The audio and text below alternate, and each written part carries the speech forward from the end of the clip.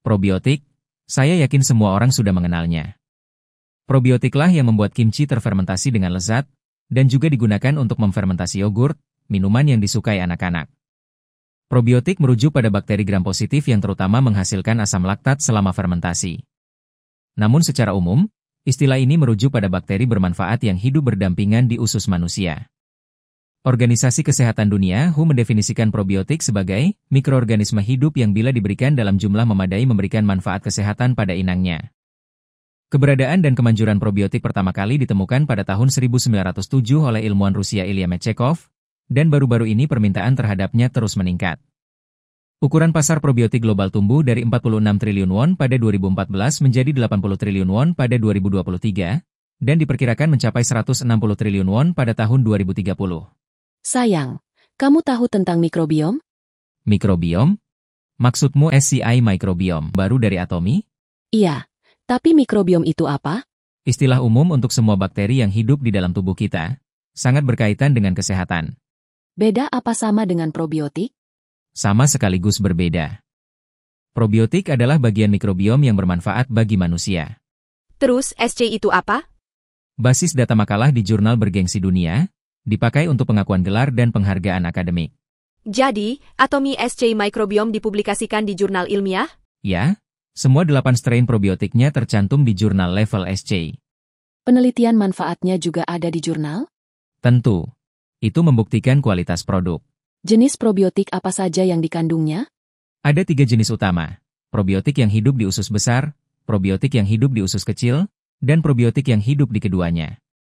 Di usus besar terdapat 2 jenis probiotik yang disebut Bifidobacteria, sedangkan di usus kecil terdapat 5 jenis probiotik yang dikenal sebagai Lactobacillus. Selain itu, ada satu galur bernama Streptococcus thermophilus yang hidup di usus kecil dan usus besar. Sebenarnya, Lactobacillus plantarum berasal dari kimchi, jadi ia juga disebut Lactobacillus kimchi. Aku suka kimchi. Itulah mengapa kamu sehat, sayang. Apakah probiotik juga baik untuk menurunkan berat badan? Probiotik baik untuk pencernaan dan memiliki efek positif bagi kesehatan kita, seperti meningkatkan kekebalan tubuh, membantu menurunkan berat badan, dan mencegah sembelit. Benarkah?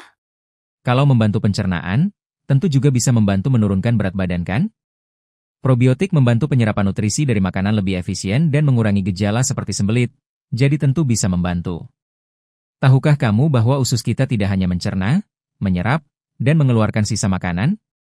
Usus sebenarnya adalah organ kekebalan tubuh dengan jumlah sel imun terbanyak di tubuh, dan ia berperan sebagai pusat komunikasi dengan otak. Ayah, berarti kalau usus kita bahagia dan sehat, otak dan tubuh kita juga akan sehat kan? Apakah pengendalian kualitas bisa dilakukan dengan baik kalau ada begitu banyak jenis bakteri yang terlibat?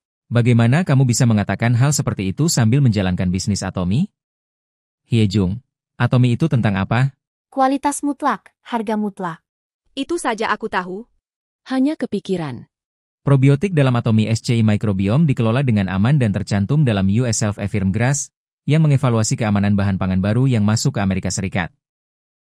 Semua 8 jenis probiotik diproduksi dan dikelola secara teliti di fasilitas GMP sesuai standar kualitas, untuk memastikan kualitas terbaik dari produksi hingga pengiriman.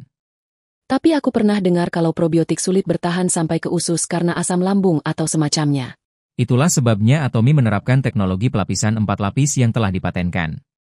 Dengan demikian, probiotik dapat bertahan hidup dan mencapai usus lebih efektif serta menempel di dinding usus. Lapisan 1, polimer yang larut dalam air.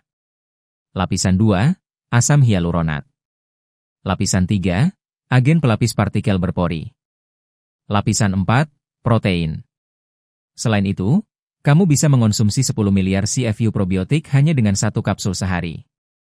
Kami juga memeriksa apakah ke-8 strain utama hadir dan hidup dalam produk. Jangan lupakan wadahnya. Kami menggunakan wadah penghalang kelembapan ganda khusus yang meningkatkan viabilitas dan stabilitas probiotik. Wadah ini menyerap kelembapan dari dalam dan luar, dan sepenuhnya menghalangi cahaya dan kelembapan, sehingga tidak perlu disimpan di lemari es. Kenapa disebut mikrobiom kalau cuma ada probiotik? Tidak hanya mengandung probiotik, tetapi juga prebiotik, postbiotik, dan bahkan ragi. Prebiotik? Dan apa? Postbiotik? Ragi? Aku tahu itu, dipakai untuk membuat roti. Itu baru putriku. Kamu bahkan tahu tentang ragi. Bisa dibilang ragi identik dengan fermentasi dan probiotik. Tauco juga difermentasi dengan ragi. Jadi kimchi dibuat dengan probiotik dan tauco dengan ragi. Bisa dibilang begitu. Apa prebiotik juga membuat sesuatu? Prebiotik menghasilkan probiotik. Prebiotik pada dasarnya adalah makanan bagi probiotik. Seperti kita yang butuh makan untuk mendapat energi.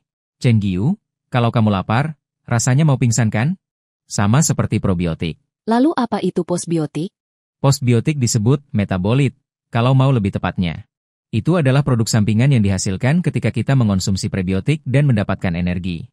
Meskipun probiotik telah mencapai akhir masa pakainya, mereka tetap bermanfaat bagi tubuh kita. Itulah yang kami sebut postbiotik. Wah, ayah seperti kamus berjalan. Ayah tahu segalanya. Tahukah kamu berapa banyak ceramah yang ayah berikan? Semua orang di center mengenalnya. Kalau aku besar nanti, aku juga mau ikut Atomy. Aku juga mau. Baru sekarang kamu mikir gitu? Ya, kita semua akan menjadi keluarga sukses bersama Atomy.